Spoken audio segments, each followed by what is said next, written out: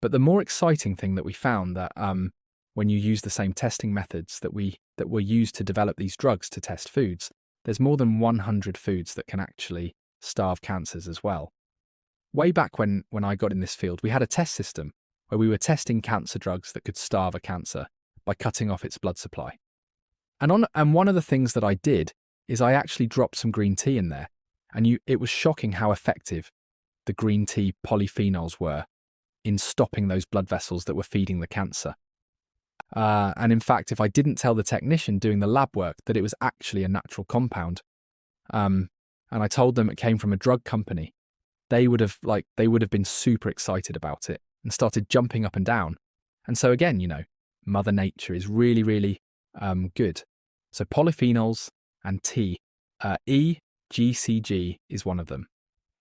Resveratrol, and red wine also another one. That's actually really, really powerful in terms of being anti-androgenic. Genistein, the phytoestrogen, and soy actually can also cut off the blood supply feeding breast cancer. So it's just the opposite of the urban legend out there that soy is not good for you. I recently saw an article. It was a cover of a magazine that said, soy anti-nutrients or something like that. And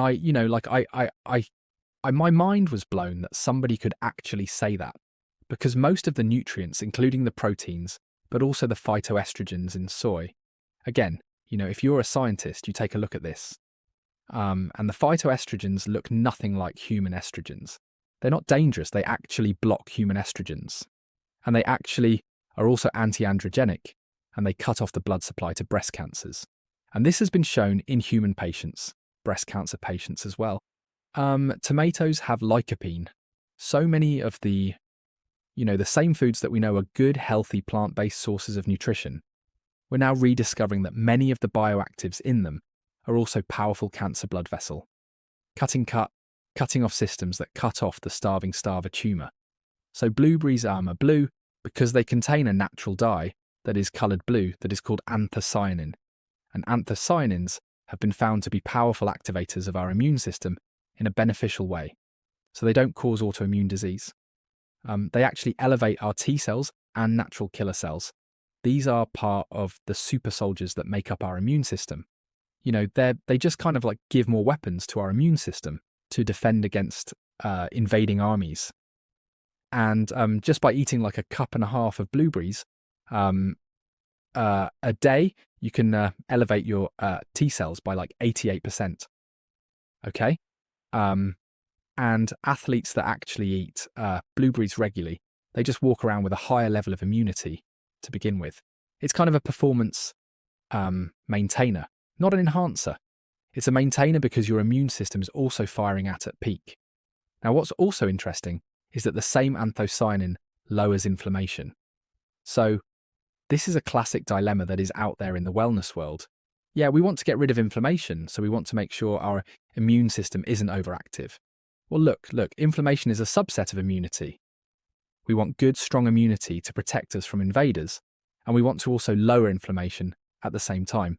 Blueberries can actually do that. Another great way of actually elevating immunity is with broccoli. Now, broccoli contains a natural compound called sulforaphane.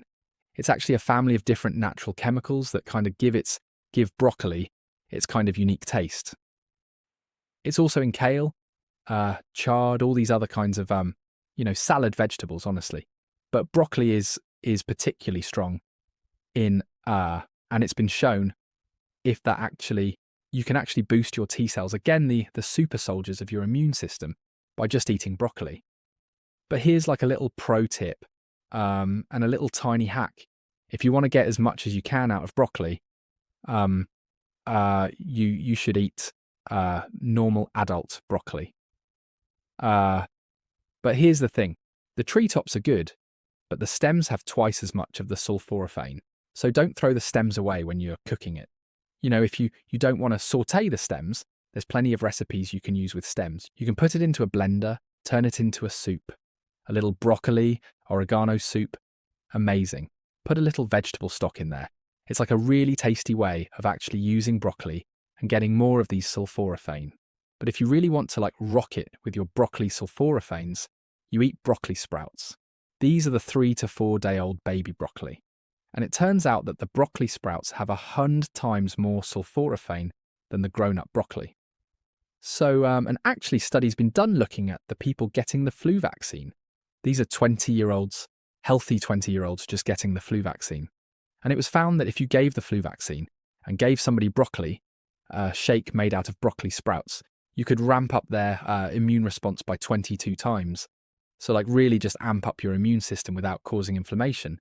I'm like most people, I think, when you tell me not to do something, my brain goes, well, maybe I'll do one more time. Maybe I'll try it. And so there's a lot of human nature to how we respond when somebody says something to take something away from you. And human nature abhors deprivation. And so one of the things is, I think most of us like to have our, quote, cake and eat it too. And so I always felt when I was, taking care of patients and trying to counsel them on things, rather than tell them to remove things from their diet, because that's really easy to do. And there's plenty of people out there, scolding people, fear, guilt, and shame is sort of like the building blocks of traditional counseling about nutrition, and makes you feel bad, actually. When somebody tells you, like you're a bad person for eating junky food.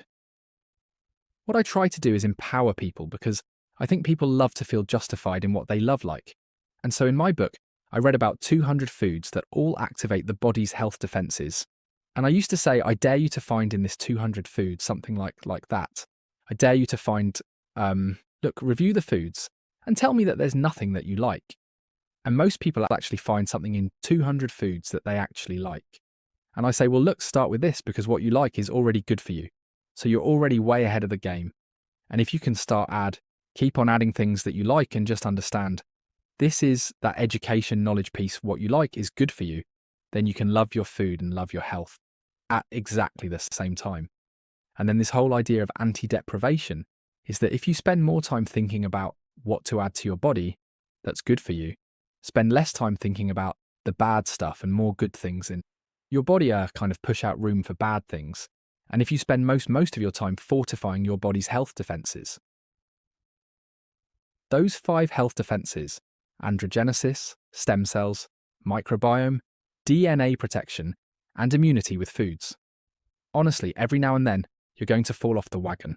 You're going to eat something you really like, you really clears throat want to, or, everybody's eating it around you and it's not that good for you. That's all right. Your body's got you covered. Your health defenses are there as a shield. So again, I think that there's just a healthier way to navigate through your life. These strict diets don't work for a long time. They're unsustainable. So I'm all about how do you actually get people to feel like they're in control, clears throat. And what they like to do already is actually good for them. Kiwis, right? So these sort of, baseball-shaped, little smaller baseball, furry little brown things. You cut them open. They're beautiful green with seeds, starburst on the inside. I always liked kiwi, but I'd never really ate them very much. But then I started doing the research on them, and kiwi's pretty amazing. First of all, it's a great source of vitamin C and fiber, and the vitamin C actually has tremendous antioxidant effect, and it can protect your DNA. And studies have been shown that actually, if you eat 1 kiwi a day, it'll protect your DNA against damage by about 60%. If we ate 3 kiwis, it would actually help your body build any damaged DNA back by about 60%. And so here's something simple that you can peel, cut up, chop it into a yogurt, or just eat plain. It's delicious. You can put it into a smoothie that actually has this amazing ability to actually protect your genetic material. That's so fundamental. And it tastes great and not too sweet, and it's got a little citrusy flavour. Then the other thing that's great about kiwi is that it's packed with fibre. Now, fibre is basically a kiwi is essentially a prebiotic food. Its fibre feeds our gut microbiome, and studies have shown, this is a study done in Singapore, that show that just eating a kiwi, even 1 kiwi overnight, will start to change your gut microbiome, favouring more healthy species of bacteria. And so, I always tell people, if I tell you something like that and you try a kiwi, you can't unlearn what I just told you. Every time you see the kiwi, You're going to say, you know what? I know there's something good about it. And then if you remember what that is, that's really what I try to do with my course, is really try to teach people how to make it second nature to make great choices. Hey, if you like that video, then you're going to love this one. Check it out.